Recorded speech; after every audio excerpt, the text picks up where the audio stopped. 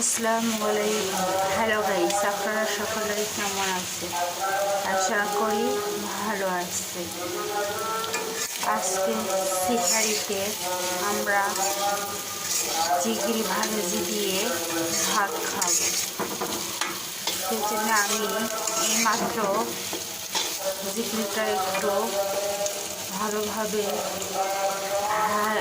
ভেজে নিতে এসেছি।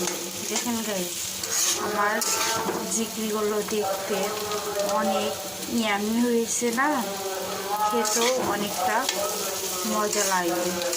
আজকে সেহরিতে আমরা খুব মজা করে খাবো। আমার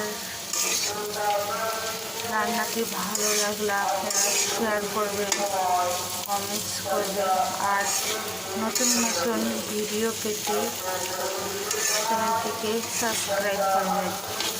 আল্লাহ হাফেজ।